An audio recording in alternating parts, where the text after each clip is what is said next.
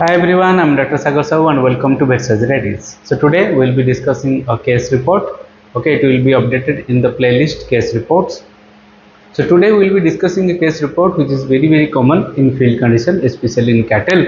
And if you will find these cases, how you will proceed and how you will manage them, we will discuss in detail in this class. Okay, we will also discuss the conventional approach as well as the surgical approach for this case.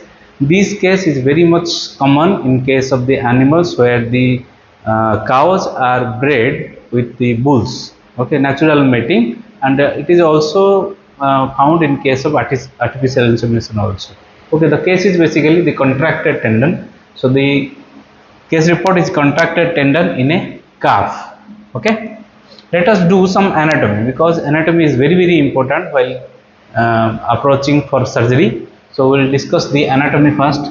You have to remember three structures.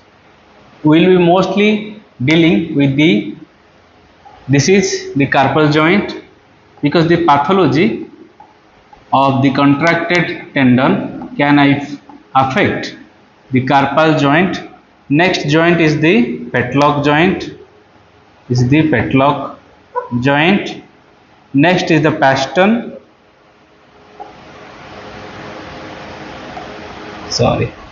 This is carpal. This is fetlock. Next is the pastern. The last one is the coffin joint. The carpal joint or carpo-metacarpal joint also, here you will find the carpus and the metacarpus, joining of carpus and metacarpus. Here you will find the joining of metacarpus and the first phalanx. Pastern is between the P1 and P2, first phalanx, second phalanx. This is between P2 and P3. So these joints are very important. Now you understood the joints. Next you have to remember the ligaments. Actually the tendons. Okay, three tendons play an important role in contracted tendon. First one is the SDF, superficial digital flexure tendon.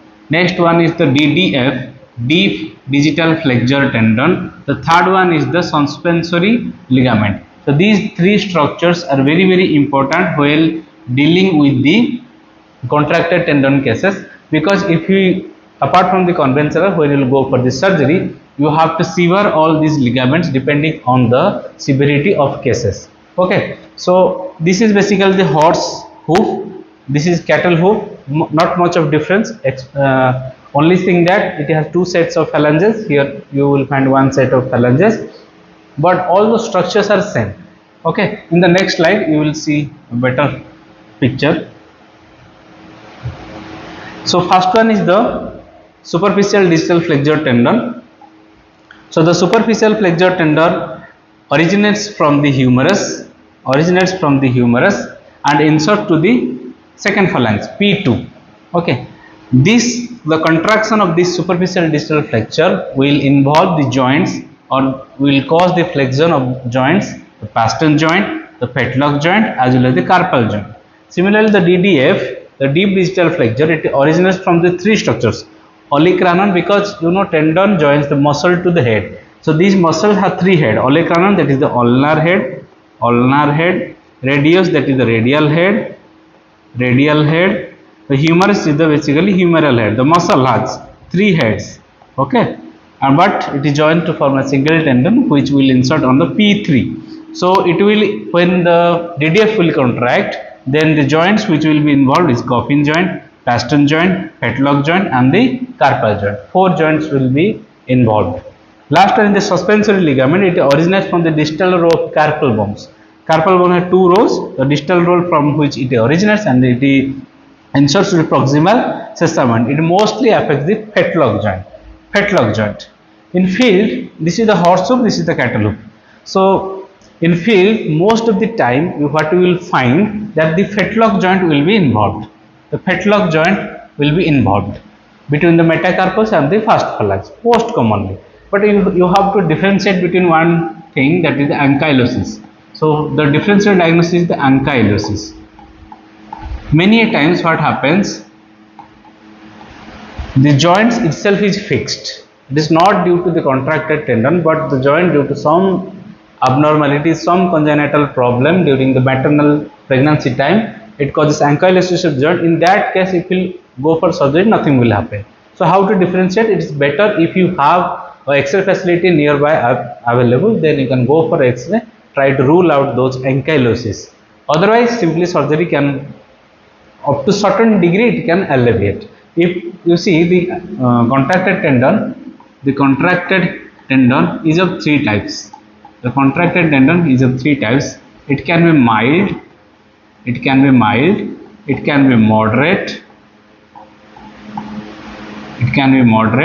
or it can be severe.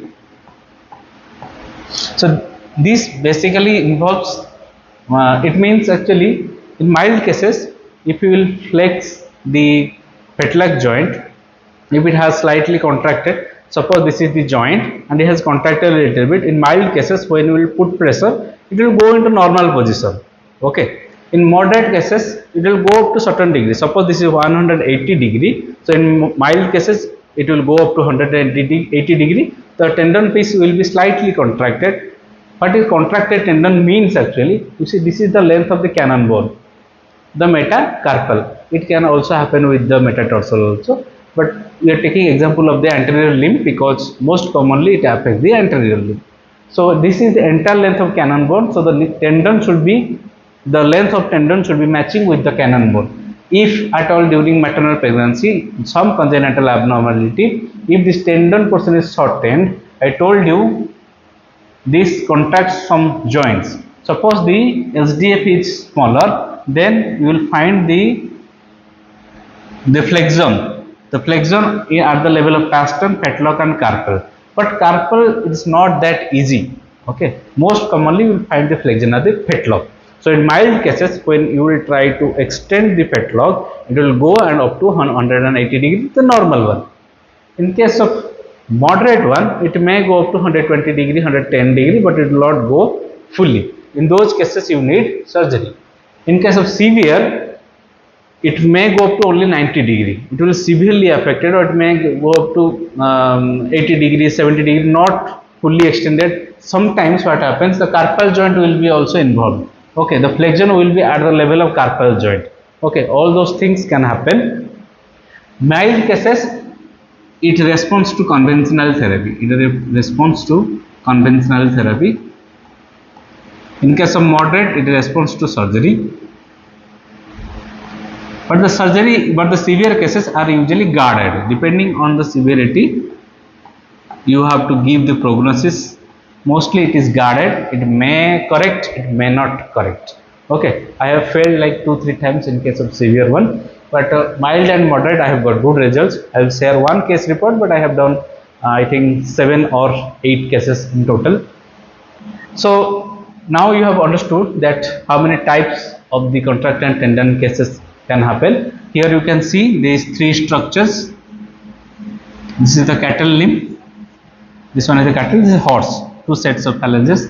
So the most interior one is the suspensory ligament.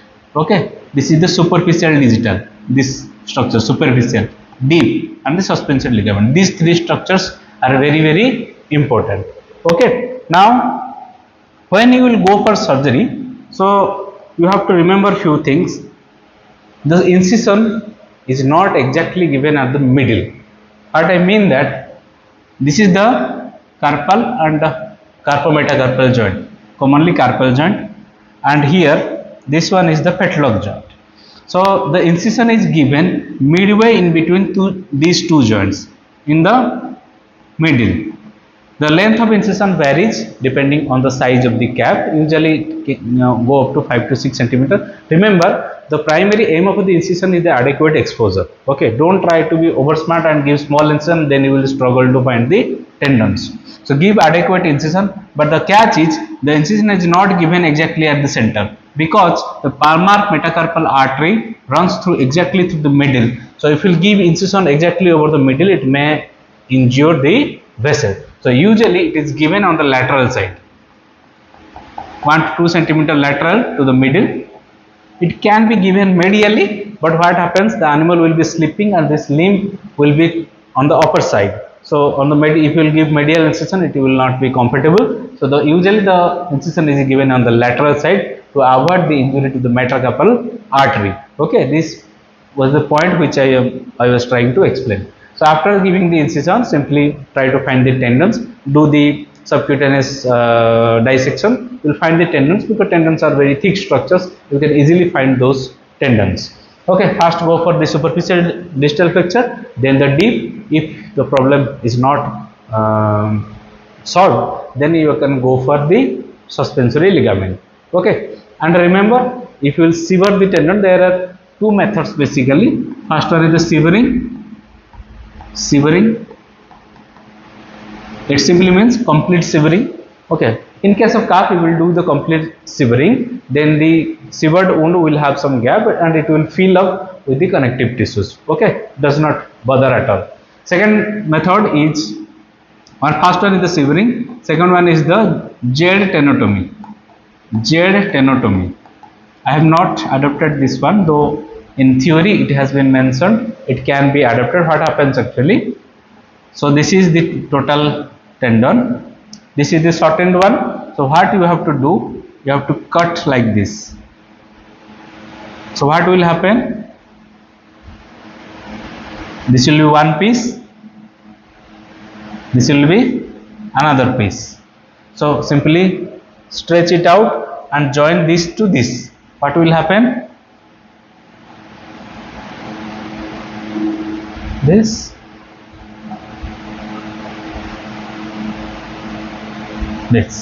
so this is known as jade tenotomy. You can do this one also. I have not tried it. I have done severing as well as the conventional one. Good response comes in mild and moderate cases, not in severe cases. So I hope you understood the surgical, but this case report is mostly about the conventional one.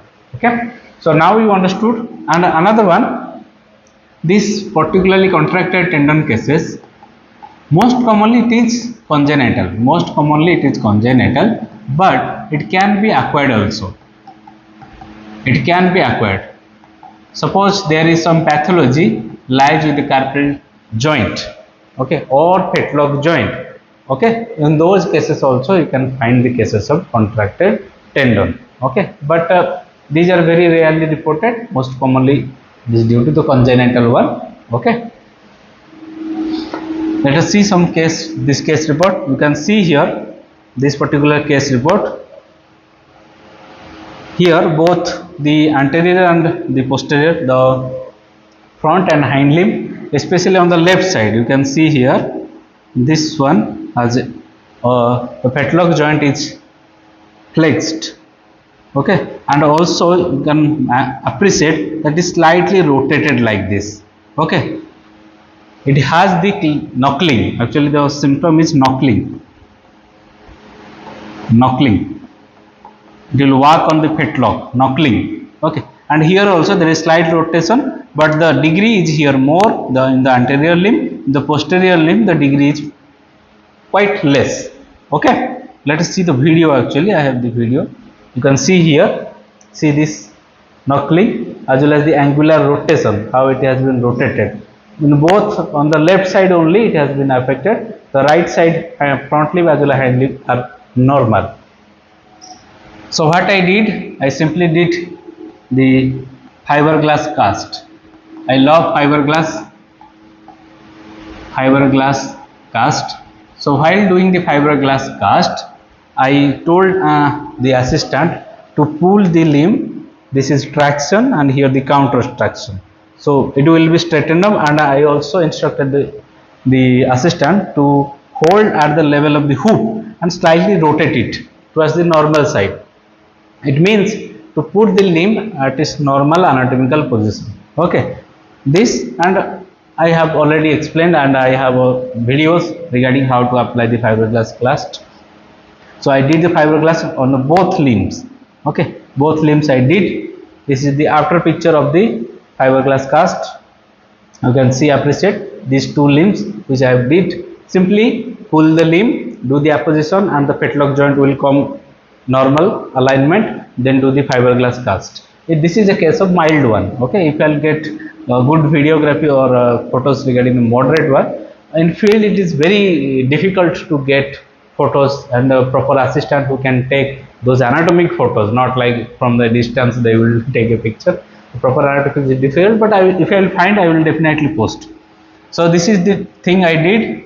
Next, after 1 month, this is after 1 month, I kept for 1 month this post of 1 month post of picture. You can see, appreciate normal complete job. This picture was taken just after removal. When we will be removing the cast, the flexibility of the limbs will be slightly less. After few days, when the animal will walk, the flexibility of, because in the anterior limb, I have involved the carpal joint, fetlock joint, and pastern joint, not up to the coffin joint. I have all those things has been put to rest for 1 month. So after the 1 month, because why I am telling this, actually in the next video we will see the animal will slightly limping, not because that animal had some problem, but because the cast has remained for 1 month, due to which the animal will show slightly limping. But after some days of physiotherapy and all those exercise, animal will get well. So you can see here, okay, the animal has normal limbs. You will see the video. See here the video. You can see there is a gauge piece actually attached. You can see the anterior limb which has the angular rotation. Now it is almost normal without any surgery. This is the tape stirrups which has been attached actually. You can see here tape stirrups. The animal is completely normal. Okay, you can see here animal is, because this limping is due to, because 1 month, for 1 month it has been put on rest. Now after sudden removal, the animal is slightly limping, but after some days of physiotherapy, this animal will do very much fine. So in case of field, you will find these cases of contracted tendon. Most of the time it will be mild or moderate. Severe cases are very rare. If you find, then it is very difficult. You have to tell the owner that it's guarded, it may or may not recover after surgery. But moderate cases, they respond to surgery. Okay. So I hope you understood the details about the contracted tendon, as well as the anatomy, the classification, and how to approach for surgery. All those things I hope you got cleared. If any doubt, you can comment down below. I will also reply. So we'll meet in the next any class or lecture or case report. So till then, tata bye bye. Take care.